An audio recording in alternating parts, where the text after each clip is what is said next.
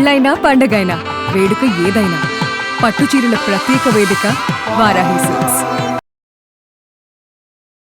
Suman TV ప్రేక్షకులకు నమస్కారం. ప్రస్తుతం మనతో పాటు ఉన్నారు మైలవరపు నాగమణి గారు, త్రిజగద్గురు పీఠం చైర్మన్ అండ్ వారసురాలు ఉన్నారండి. ఎంత చక్కగా ఉన్నారండి. మేడంతో మాట్లాడేద్దాం. అమ్మా నమస్తే. అమ్మా నమస్కారం అమ్మా. మేడం చూడగానే ఇలా కలగా కనిపిస్తున్నారు.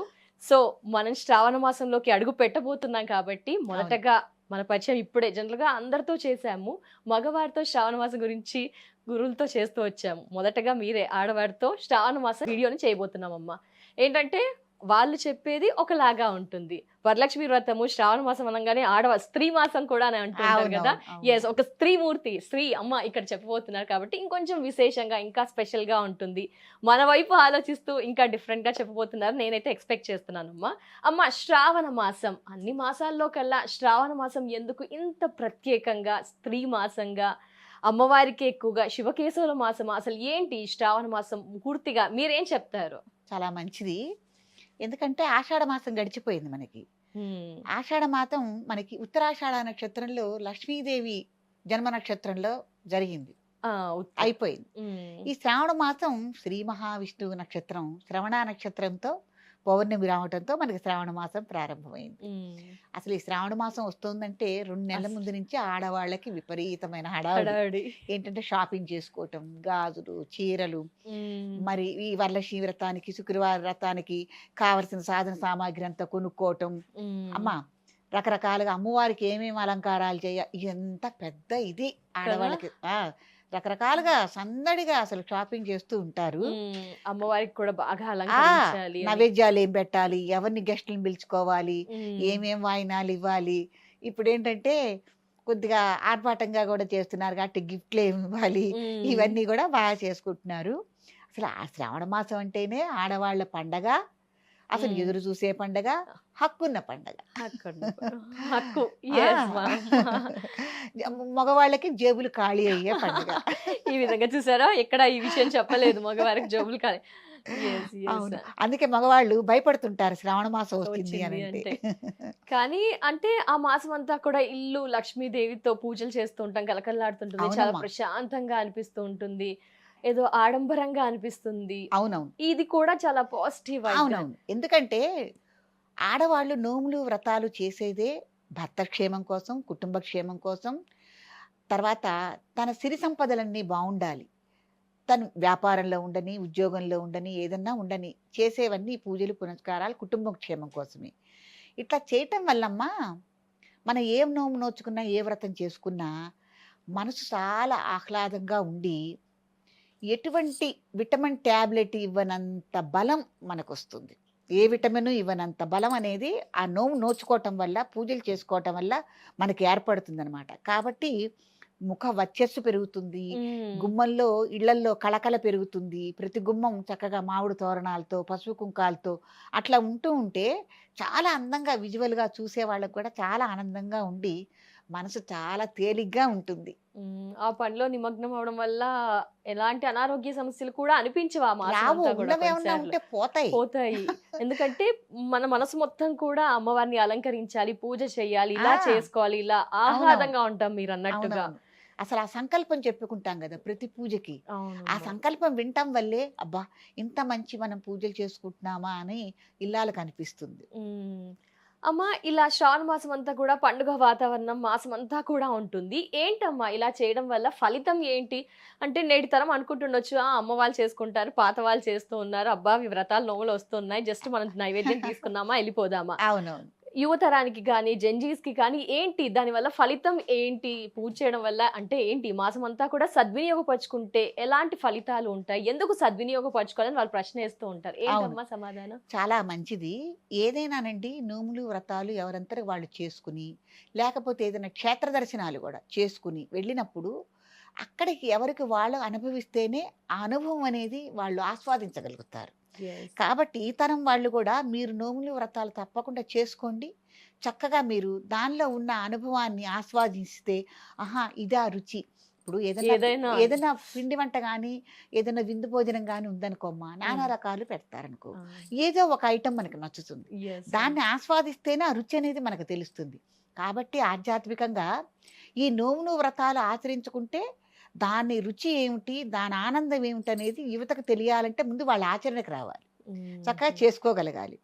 ఎందుకు చేసుకోవాలి అంటే శ్రీ మహాలక్ష్మి అనుగ్రహం మనకు కావాలి. ఏదైనా డబ్బు లేనిదే మనకు నడవదు. అష్టలక్ష్ములు అంటారు. ఈ అష్టలక్ష్మిలో ఎవరున్నారు? సంతానలక్ష్మి, ధాన్యలక్ష్మి, ధనలక్ష్మి, గృహలక్ష్మి, అమ్మ అన్ని రకాల లక్ష్ములు మనకి దీంట్లో ఉన్నాయి. ఉన్నాయంటే లక్ష్మీదేవి అనుగ్రహం కావాలి. కావాలంటే ఏం చేయాలి? ఆవిడ్ని ప్రార్థించాలి. ఉట్టి ప్రార్థన కాకుండా మేము బలానా సో అండ్ సో, మా గోత్రము, మా పేరు, మా కుటుంబ సభ్యులు మేము చేసుకుంటున్నాం తల్లి, మేము విన్నవించుకుంటున్నాం, మీ అనుగ్రహం కటాక్షం మా మీద ఉండాలని, మా పిల్లల మీద ఉండాలని. అందులో చదువుకి లక్ష్మీదేవి ఉంది, సంతానానికి లక్ష్మీదేవి ఉంది, పాడి పంటలకి లక్ష్మీదేవి ఉంది. కాబట్టి ఒక ఉద్యోగస్తుల, వ్యాపారవేత్తల అనకుండా కనీసం రైతు కుటుంబంలో వాళ్ళు కూడా ఈ ఆరాధన చేసుకోవటం అనేది ఈ శ్రావణ మాసంలో విశేషంగా లక్ష్మీదేవితో పాటు శ్రీ మహావిష్ణువుని, ఎందుకంటే శ్రావణ మాసం శ్రవణ నక్షత్రంతో వచ్చిందని అనుకున్నాం కదమ్మా. కాబట్టి శ్రీ మహావిష్ణువుని కూడా కొలుచుకుని ప్రార్థించుకోవటం అనేది చాలా విశేషం. ఇది తెలుసుకోవాలి. తెలుసుకుని ఆచార వ్యవహారాలు ఒకటమ్మా, శ్రావణ మాసం మొదలైందంటే ఒక 10 రోజుల ముందే ఈ విశేషం ఏమిటి, ఈ మంత్రాలకు అర్థం ఏమిటి, ఈ పూజలకు అర్థం అంటే ఏంటని తెలుసుకుని గనక చేస్తే ఇంకా మనకు భక్తి భావం నిండుతుంది. అవును, ఆ కళ్ళల్లో మన మొహంలో కనిపిస్తుంది. కాబట్టి ముందు నుంచే తెలుసుకోండి. వరలక్ష్మి వ్రతం అంటే ఏంటి, శుక్రవారం వ్రతం అంటే ఏంటి, అట్లాగే శ్రావణ మంగళవారం నోములు అంటే ఏమిటి, ఇవన్నీ కూడా మనం తెలుసుకోవాలి. అట్లాగే విశేషంగా నాగపంచమని అవన్నీ వస్తూ ఉంటాయి. తర్వాత కృష్ణాష్టమి ఒకటి వస్తుంది దీంట్లోనే మనకి శ్రావణ మాసంలో. ఇవన్నీ ముందు తెలుసుకుంటే దానికి అనుగుణంగా భక్తి భావంతో ఎక్కువగా శ్రద్ధగా మనం చేసుకోగలుగుతాం.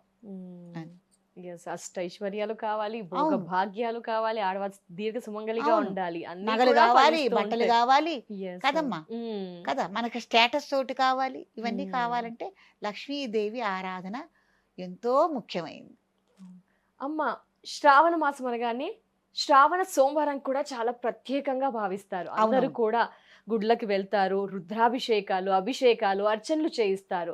శ్రావణ మాసం అయితే చాలా వరకు మాకు కొంతవరకు తెలిసిందంటే వరలక్ష్మి వ్రతం అమ్మవారే అని అనుకుంటుంటాం. బట్ ఈ శ్రావణ సోమవారం ప్రత్యేకత ఏంటి, మీ మాటల ద్వారా వివరిస్తారమ్మా? ఎందుకంటే మనం ఎప్పుడైనా శివకేశవులకు భేదం లేదని మనం చూస్తూ ఉంటాం. ఎట్లాగో మహాలక్ష్మిని అట్లాగే మనం ఆ శ్రీ మహావిష్ణువుని కూడా ఆరాధన చేసుకుంటూ ఉంటాం. కాబట్టి శివారాధన అందులోనూ శ్రావణ సోమవారాల రోజున చేస్తే ఎంతో ప్రాముఖ్యత ఉందని మనకి పెద్దలు చెప్తున్నారు. అందుకని తప్పకుండా శ్రావణ సోమవారానికి మనకి రుద్రాభిషేకాలు కానీ, విశేషమైన రుద్రహోమాలు కానీ ఏమన్నా చేసుకోవటం అనేది చాలా ఉత్తమోత్తమం. ఆ శివయ్య అనుగ్రహం కూడా మన మీద కలుగుతుంది. అవునమ్మా. ఇందులో చూసుకుంటే కనుక వరలక్ష్మి వ్రతము, శ్రావణ సోమవారాలు, అలాగే చూసుకుంటే మీరు చెప్పినట్టుగా చాలా పర్వదినాలు అన్ని కూడా వస్తున్నాయి. అయితే ఇందులో ఇంకెక్కువగా శ్రావణ మాసం వినిపించేది మంగళ గౌరీ వ్రతం. అవునవునవును, మంగళవారం చేసుకోవాలి. ఏంటమ్మా కథ ఏమైనా ఉందా? శ్రావణ మంగళవారానికి ఏంటి ఇంత ప్రత్యేకత? ఎవరు చేసుకోవచ్చు? ఏదైనా కథ ఆచారంలో ఉందా? ఇది ఆనవాయితీ అంటారా? శ్రావణ మంగళ గౌరీ వ్రతం అంటే ఏంటి ఒకసారి? చాలా మంచి ప్రశ్న. ఎందుకంటే ఇది వరకు చిన్నపిల్లలప్పుడే వివాహాలు చేసేవాళ్ళు ఆడపిల్లలకి.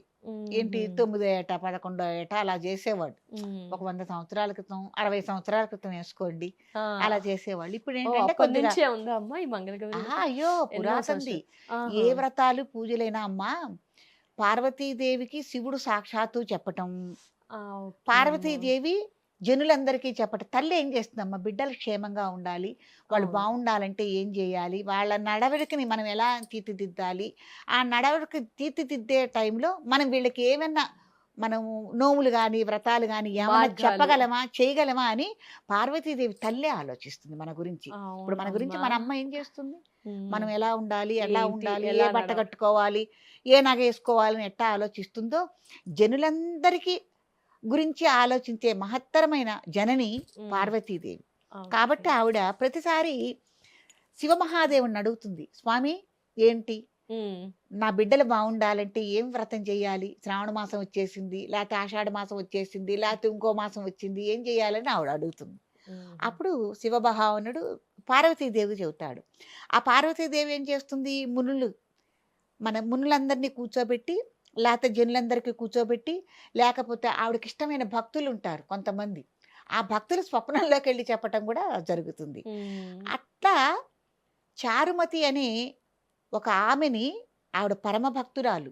ఆవిడ ఎంత అంతురాలంటే అమ్మా, ఆవిడ యొక్క ఇంటికి ప్రహరీ గోడలే బంగారంతో కట్టబడి ఉన్నాయట. సిరి సంపదలతో తొలుతూగుతోంది. చాలా బుద్ధిమంతురాలు. తన సాధ్యమే తను చూసుకోవద్దు. సుగుణాలు, అనేకమైన సద్గుణాలు కలిగిన మహాస్త్రీ అన్నమాట. ఆవిడ యొక్క శక్తికి మించి పార్వతీదేవి ఒక రోజున స్వప్నంలో కనిపించి, చారుమతి, అమ్మా చారుమతి, అసలు నీ సౌభాగ్యానికి నేను ఎంతో మెచ్చుకున్నాను. ఈ సౌభాగ్యానికి తోడు నీకు ఇంకా ఇంకొక వ్రతం గనక నువ్వు చేసుకుంటే ఇంకా నువ్వు సిరి సంపదలతో తొలతూగుతావు అని చెప్పింది. చెప్పి ఇట్లా నువ్వు శ్రావణ మాసంలో పౌర్ణమి ముందు వచ్చే ఒక శుక్రవారం ఉంది. ఆ పౌర్ణమి ముందు వచ్చే శుక్రవారం రోజున నాకు వరలక్ష్మీదేవి రూపంతో నువ్వు ఒక వ్రతం చెయ్యి అని చెప్పి మహాలక్ష్మి సాక్షాత్తు చారుమతి కల్లోకి వెళ్ళి చెప్పింది. చెప్పగానే ఈవిడ దిగ్గున లేచి కూర్చుని ప్రప్రథంగా అత్తగారు మామగారి దగ్గరికి వెళ్ళి, నాకు ఇట్లా కల వచ్చిందండి, వరలక్ష్మి అమ్మవారే సాక్షాత్ కల్లో చెప్పి ఆ వ్రత విధానం కూడా చెప్పింది, ఎలా చేసుకోవాలి ఏంటని చెప్పింది అని చెప్పి మళ్ళీ భర్త దగ్గరికి వెళ్ళి కూడా చెప్పింది. అయితే అయ్యో అంత అదృష్టమా నీకు, సాక్షాత్తు వరలక్ష్మి అమ్మవారే వచ్చి నీ కల్లోకి వచ్చి వ్రత విధానం చెప్పిందా, తప్పకుండా చేసుకుందాం మనం. ఆ వ్రతానికి కావాల్సిన సాధన సామాగ్రి ఏమేం కావాలి అవన్నీ మేము సమకూరుస్తాము, చక్కగా నువ్వు చేసుకోనా అమ్మా అని అన్నారు వాళ్ళు. ఇక శ్రావణ మాసం ఎప్పుడు వస్తుంది, శ్రావణ పౌర్ణమి ముందు శుక్రవారం ఎప్పుడు వస్తుందని ఎదురు చూస్తున్నారు. ఈవిడ చేసేది కాకుండా ఆ గ్రామంలో ఎవరైతే ఆడవాళ్ళు ఉన్నారో, పక్క గ్రామాల్లో ఎవరైతే ఆడవాళ్ళు ఉన్నారో, నాకు ఇట్లా అమ్మవారి కల్లోకి వచ్చి చెప్పింది నన్ను చేసుకోమని, కాబట్టి మీరు కూడా రండి, మీ చేత కూడా నేను చేయిస్తా ఈ వ్రతాన్ని, నేనే కాదు ఈ అదృష్టాన్ని పొందేది, మీరు కూడా పొందురు గాని అని చెప్పి అందరినీ. అందుకే అమ్మా వాళ్ళ ఆవిడ అమ్మవారు ఆమెని చారుమతిని మెచ్చుకుంది. ఊరికే మెచ్చుకుందా, ఎందుకంటే కొందరు ఆడవారం మనకే సొంతం అవ్వాలి అవ్వాలి అని అనుకుంటారు కదా. కానీ ఆ చారుమతి గారు అలా చుట్టుపక్కల వాళ్ళందరినీ పిలిచి తన ఇంటికి రప్పించి వాళ్ళకి కావలసిన సాధన సామాగ్రి, భోజన వసతులు ఇవన్నీ కూడా చూసుకుని వాళ్ళ చేత కూడా ఈ వ్రతం చేయించింది. ఈ వ్రతం చేయించగానే వ్రతం అంతా పూర్తయింది, కథ పూర్తయింది, అన్నీ అయినాయి. అప్పుడు 3 ప్రదక్షిణాలు చేస్తారు. అంతా అయిపోయిన తర్వాత మొదటి ప్రదక్షిణం చేయగానే కాళ్ళకి గల్లు గల్లున గజ్జెలు, రెండో ప్రదక్షిణకి కంకణాలు, బంగారు కంకణాలు చేతులకి అందరికీ వచ్చేసినాయి. మూడో ప్రదక్షిణం చేసేసరికి వీళ్ళందరూ తీసుకెళ్ళలేనంత ధనరాశులు ప్రతి ఒక్కళ్ళకి వచ్చేసినాయి. వచ్చేయంగానే ఆహా ఎంత సౌభాగ్యం, చారుమతి వల్లే కదా. ఇప్పుడు దాంట్లో ఊళ్ళో అనేసరికి ధనవంతులు ఉంటారు, బీదవాళ్ళు కూడా ఉంటారు, అసలు భోజనానికి కూడా లేని వాళ్ళు కూడా ఉంటారు కదమ్మా. వాళ్ళకి ఇంకా ఎంత ఆనందం ఆ రాసులు చూసేసరికి. అప్పుడు అవన్నీ వీళ్ళు తీసుకెళ్ళలేక ఎద్దుల బళ్ళు రప్పించుకుని ఈ ఎద్దుల బళ్ళ మీద వీటన్నిటి వేసుకుని ఇంటికి వెళ్ళిపోయారు, వాళ్ళ వాళ్ళ స్వగృహాలకు వెళ్ళిపోయారు. వెడుతూ వెడుతూ అనుకున్నారు, ఆహా చారుమతి వల్లే కదా మనం ఇంత ధనాన్ని ఇంత అదృష్టాన్ని పొందగలిగాము, ఈ యొక్క వ్రతం కూడా మనం చేసుకోగలిగాము అని వాళ్ళందరూ సంతోషిస్తూ వాళ్ళ ఇళ్ళకి వెళ్ళారు. విడుతూ అనుకున్నారు ప్రతి సంవత్సరం కూడా, ఇప్పుడే కాదు చారుమతి చేయించిందనే కాదు, ఇది మనం ప్రపంచవ్యాప్తంగా కూడా మనం వ్యాప్తి చెందించాలి ఈ వ్రతాన్ని. ప్రతి సంవత్సరం ఈ శ్రావణ మాసంలో పౌర్ణానికి ముందు వచ్చే శుక్రవారం రోజున ఈ వ్రతం మనం తప్పకుండా చేసుకోవాలని ప్రాచుర్యంలోకి వచ్చింది. అప్పటి నుంచి మనమందరం ఈ వ్రతాన్ని చేసుకుంటూ సుఖ సంతోషాలతో వర్ధిల్లుతున్నాము. చిన్న సందేహం అమ్మా, చారుమతి గారికి ఆ కాలంలో కాబట్టి అలా అష్టైశ్వర్యాలు అన్నీ వచ్చేసాయి. మరి కలియుగంలో మనం ఏం చెయ్యాలి, ఏం చేయకూడదు? ఇప్పుడు అమ్మాయి మీరు అన్నట్టుగా పేరెంట్స్ పిల్లల్ని స్కూల్ పంపించేటప్పుడే ఇలా టైంకి వెళ్ళండి, ఇలా జాగ్రత్తగా ఉండండి, డ్రెస్ ఇలా వేసుకోండి, స్కూల్కి వెళ్ళాక ఇతరులతో మాట్లాడకుండా కొంచెం జాగ్రత్తగా, ఇన్ని నియమాలు ఉంటాయి. మన ఆఫీస్లో అయితే ఇక్కడైతే ఏంటి నియమాలు ఉంటాయి. వరలక్ష్మి వ్రత విధానంలో కానీ మంగళగౌరి వ్రత విధానంలో కానీ నియమాలు ఇలా చేయండి, ఇలా చేయకూడదు అని ఏమైనా ఉంటాయమ్మా? ఖచ్చితంగా అవి ఫాలో అవ్వాల్సిందేనా, భక్తి ఉంటే సరిపోతుంది అంటే? లేదు లేదు, కొన్ని నియమనిష్టలు ఉండాలి. ఎందుకంటే తలస్నానం చేయటం నియమమే ఏ వ్రతానికైనా. ఉపవాస దీక్ష, మనం ఏ నోమైతే మనం చేయదలుచుకున్నామో ఆ నోము పరిపూర్ణంగా పూర్తయి స్వామికి కానీ దేవికి కానీ ధూపదీప నైవేద్యాలయ్యి ఆ ప్రసాద వితరణ నలుగురికి పంచి కానీ మనం ఈ ఉపవాస దీక్ష మేటు తప్పకుండా ఉండాలమ్మా. మ్మ్. తర్వాత దాంపత్య నిషిద్ధం ఆ రోజున ఆ రోజు ప్రతి వ్రతం ఒక్కళ్ళు అయి. ఉండాలి. మ్మ్. చిన్నుల్లిపాయి పెద్దుల్లిపాయి తినకుండా ఉండాలి. మ్మ్. ఇవన్నీ కొన్ని నియమనిష్టలు ఉన్నాయి. ఏదైనా వ్రతం చేసుకున్నప్పుడు ఎవరికైనా అన్నదానం చేయకుండా మటుకు మనం తినరాదు. ఇది తప్పకుండా. తప్పకుండా మీ మ్మ్. శక్తి కొద్దీ మీరు ఎంతమందికి పెడతారో చెయ్యాలి. తప్పకుండా స్వామికి కానీ దేవికి కానీ ఇష్టమైన పదార్థాలు ఏవైతే నైవేద్యం మనం పెట్టదలుచుకున్నామో మ్మ్. ఆ వ్రతంలో ఏవైతే సూచించారో ఆ పదార్థాలు తప్పకుండా నైవేద్యం పెట్టాలి. మ్మ్. నియమనిష్టలు అనేవి ఇంతవరకు ఉన్నాయి. మరీ మ్మ్. కఠినంగా ఏం కాదు. తలస్నానం చేస్తాం, అవును. ఉతిగా ఆరేసిన బట్టలు బట్టలు కట్టుకోవచ్చు, కట్టుకుంటాము. ఎవరి శక్తిని కొద్ది కొత్త బట్టలే కట్టుకోవాలని ఏం ఏం లేదు. లేదు. మీకు ఎంతవరకు శక్తి ఉందో అంతవరకే ఉన్న దాంట్లో మీరు సమకూర్చుకొని చక్కగా నోములు వ్రతాలు చేసుకోవచ్చు. ఇదే ఒక్కటే, ఇదే ఏమీ తినకుండా చేసుకోవటం మంచి పద్ధతి. వ్రతాన్ని విరమించుకున్న తర్వాత ఎవరికైనా భోజనం పెట్టి తినటం ఒకటి, మ్మ్. చిన్నుల్లిపాయ పెద్దుల్లిపాయ తినకుండా ఉండటం ఒకటి, నీసు తినకుండా ఉండటం ఒకటి, అవునది. దాంపత్య నిషిద్ధం ఆ ఒక్కరోజు మ్మ్. నియమంగా ఉండటం ఒకటి. ఇవి ఏ వ్రతాలు ఏ నోములైనా తప్పకుండా ఆచరించి తీరవలసిందేనమ్మా. అవునమ్మా. ఏదైనా భక్తి ప్రధానం. ముందు మ్మ్. మనసు మొదటగా లగ్నం చేసుకోవాలి. మ్మ్. భక్తి ప్రధానం. ఎంతవరకు మనం చేసుకోగలము. ఇంకొకటి, చాలామంది ఏదైనా నోములు వ్రతాలు చేసుకునేటప్పుడు మనం వరలక్ష్మి వ్రతమే ఉంది, మనం కలశం పెట్టుకుని చేసుకోవాలి. మ్మ్. మనకి ఈ కలశం పెట్టుకుని చేసుకుని వ్రతం అయిపోయి మళ్ళీ ఉద్యాపన చెప్పుకునేదాకా మనకేమన్నా ఆటంకాలు వస్తాయా? మ్మ్. నెలసరి రోజులు కానీ, మ్మ్. ఎవరైనా ఇంట్లో సిక్ అయి ఇంట్లో ఉన్నారా, ఆ. ఏదైనా వినకూడని వార్తలు ఏమన్నా వింటామా, ఇవి కూడా మీరు పరిగణలోకి తీసుకోవాలి ముందుగానే. దాన్ని ఇవన్నీ మ్మ్. ప్లానింగ్ చేసుకోవాలి. మ్మ్. వేసుకోకుండా తీరా మొదలు పెట్టిన తర్వాత వ్రతం అనేది మధ్యలో ఆగటం అనేది మంచి పద్ధతి కాదు. తప్పకుండా. ఇది కూడా అందరూ ఆడవాళ్ళందరూ తప్పకుండా ఇది మీరు దృష్టిలో పెట్టుకోండి. మ్మ్. మనకి నెలసరి రోజుల అయితే అయింది అవ్వని లేని మొదలు పెట్టుకోకూడదు. మధ్యలో ఆగిపోతుంది. అది మళ్ళీ మనకు ఒక బాధగా ఏదో అది తప్పుగా మనం అనుకుంటూ ఉంటాం. కాబట్టి ఇట్లాంటివన్నీ మీరు పరిగణలో తీసుకుని తగిన జాగ్రత్తలు తీసుకోవాలి. అమ్మ, మరొక ధర్మ సందేహం అమ్మ. అప్పట్లో ఇంతగా వసతులు లేవు, ఇంతగా డబ్బులు చేతుల్లో లేవు. కొన్ని ప్రాంతాల వారు కొన్ని ప్రాంతాల వాసుల్ని చూసి కూడా ఇలాంటి వ్రతాలు నోములు చేసుకుంటారు. ఇంత అవును. అవేర్నెస్ లేదు, సోషల్ మీడియా లేదు, అవును. టీవీ లేదు, ఇలా చుట్టుపక్కల కలిసి అంత కూడా లేదు అప్పట్లో. సో ఈ ఆచారం అనేది ఉంటేనే వరలక్ష్మి వ్రతం చేసుకోవాలా, ఎవరైనా చేసుకోవచ్చా? ఎగ్జాంపుల్ అమ్మ, మేము చుట్టుపక్కల వాళ్ళంతా చేస్తున్నారని మా అమ్మ ఈ వ్రతం చేయడం స్టార్ట్ చేసింది, అలా మొదలెట్టొచ్చు అంటారా? ఎందుకంటే అప్పట్లో డబ్బులు లేవు, ఇంత వస్తువులు లేవు, ఇంత చెప్పేవారు కూడా లేరు. అవునవును, అవును కదా. సో పక్కన వాళ్ళు చేసుకుంటున్నారు, అందరూ పిలుస్తున్నారని చెప్పి మా అమ్మ మేము చిన్నపిల్లలమని చెప్పి మొదలెట్టింది, అలా చెయ్యొచ్చు అంటారా? తప్పేం లేదు కదా? తప్పకుండా తప్పకుండా కొన్ని నోములు వ్రతాలు, ఇప్పుడు మంగళగౌరి వ్రతం ఉందండి. మ్మ్. అది మన కుటుంబ ఆచారం ప్రకారం కూడా, అంటే కొంతమంది వంశస్థులకు ఉంది, మ్మ్. మీ కులాచారాన్ని బట్టి కొంత, ఓకే. ప్రాంతీయ ఆచారాన్ని బట్టి అయ్యా, కొంత, మ్మ్. దేశాచారాన్ని బట్టి కొంత. మ్మ్. అంటే ఇదివరకు రాజులు మహారాజులు ఏలేటప్పుడు ఆ మ్మ్. దేశ రాజ్యంలో ఏవైతే కొనసాగుతున్నాయో ఆ ఆచారాలు వ్యవహారాలు కొన్ని కొనసాగుతాయి. మ్మ్. వంశాచారాలు కొన్ని ఉంటాయి, కులాచారాలు ఉంటాయి, మ్మ్. కుల వ్యవస్థ కూడా ఉంది కదా మనకి. అవునమ్మా. దాని ఆచారం కూడా ఉంటుంది కాబట్టి అదే. దీన్ని బట్టి కూడా ఉంటుంది. ఎవరైనా చేసుకోవచ్చు, చేసుకోవచ్చు తప్పేం వాళ్ళే. లేదు. దైవారాధన దేవుందమ్మా, మ్మ్. ఎవరైనా చేసుకోవచ్చు. పరిస్థితులు చూసుకోండి. కొంతమంది నేను చూశానమ్మా, అతి చాదస్తం కొద్దీ వాళ్ళ దగ్గర డబ్బులు లేకపోయినా, చేసుకునే అప్పులు శక్తి తెచ్చి. స్తోమత లేకపోయినా కూడా అప్పులు చేసి పల్లెటూర్లలో కొన్ని విషయాలు ఏంటంటే, కొన్ని జాతరలు వ్యవహారాలతో పెద్ద పెద్ద ఖర్చులు, వాళ్ళకి కొంతమంది పెద్దవాళ్ళు చెప్పటం మీరు ఈ జాతర చేసుకోవాలని లక్షల లక్షలు ఖర్చు పెట్టి అప్పులు పాలైపోయిన వాళ్ళని నేను చూశాను. మ్మ్. కాబట్టి అట్లాంటివి అట్లా. చెయ్యవద్దు. మ్మ్. ఏ విషయంలో అయినా సరే దైవ కార్యక్రమంలో మీకు శక్తి ఉన్నంత వరకే. మ్మ్. భగవంతుడు కొండంత వాడు, కొండంత దేవుడికి కొండంత పత్రి మనం పెట్టలేము మ్మ్. కదా. అవునమ్మా. కాబట్టి మీ పరిస్థితులకు అనుగుణంగా నోములు వ్రతాలు చేసుకోండి. మీ తర్వాత ఇంట్లో ఎవరైనా మీకు అనుకూలమవునా కాదా, సానుకూలమవునా కాదా, అది కూడా చూసుకోవాలి. మ్మ్. కాబట్టి ఎవరైనా చేసుకోవచ్చు.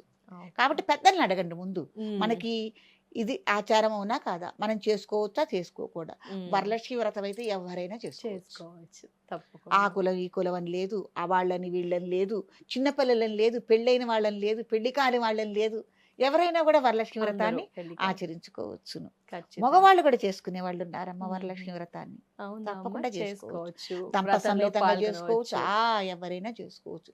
ఎందుకంటే మహాలక్ష్మి అనుగ్రహం కోసం కదా మనం Yes. చేసేది. మ్మ్. ఆ మహాలక్ష్మి అనుగ్రహం మగవాళ్ళకి కూడా కావాలి కదా. అందరికీ కావాలి, ఇంటిల్లి పాది కావాలి కావాల్సిందే, కదా. పిల్లలు. కొన్ని వ్యాపార సంస్థల్లో, ఇండస్ట్రీల్లో, మరి తర్వాత షోరూంలో కూడా వరలక్ష్మి వ్రతం చేయటం అనేది నేను చూశాను. పెద్ద పెద్ద ఫ్యాక్టరీలో ఉంటాయి కదమ్మా. అవును. దసరా పూజలు కాకుండా వరలక్ష్మి వ్రతాన్ని కూడా నియమంగా ఆచరించే వాళ్ళు బోళ్ళంత మంది ఉన్నారు. ఎందుకంటే అక్కడ కూడా అమ్మ అనుగ్రహం కావాలి కాబట్టి. అమ్మ, శ్రావణ మాసం దీపారాధన, నిత్య దీపారాధన ఉదయం బాగుంటుందంటారా, సాయంత్రం వేళ అంటారా, 2 పూటలా కూడా దీపారాధన చాలా ఖచ్చితం అంటారా?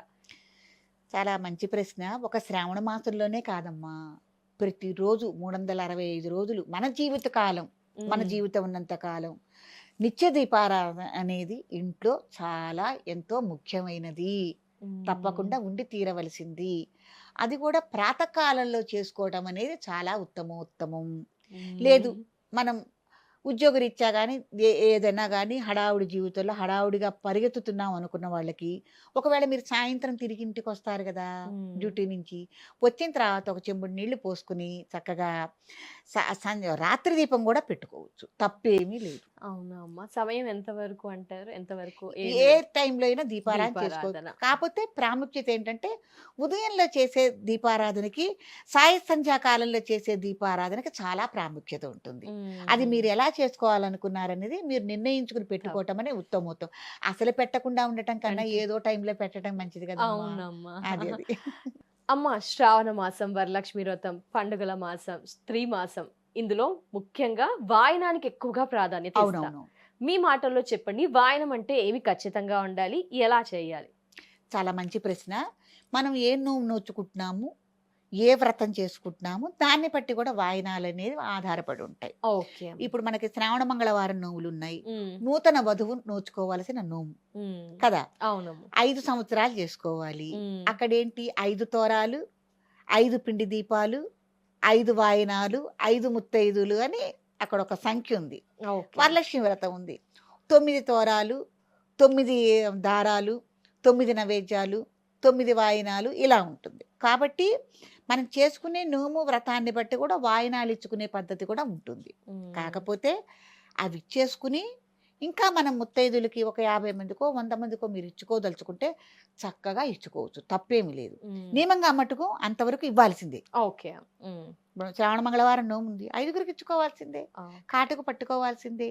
ఆ విధి విధానం ఎలా ఉందో ఆ విధి విధానాన్ని బట్టి మనం చేసుకోవాల్సిందే. అక్కడ 5 పిండి దీపాలు పెట్టాల్సిందే. ఈ వరలక్ష్మి వ్రతానికి అంటారా, అక్కడ కూడా 9 ఉన్నా కూడా మినిమంగా మీరు ఇంతమంది ముత్తైదులు ఇచ్చుకోండి. మిగతా మీరు పేరెంట్ ఎంత చేసినా పర్వాలేదు.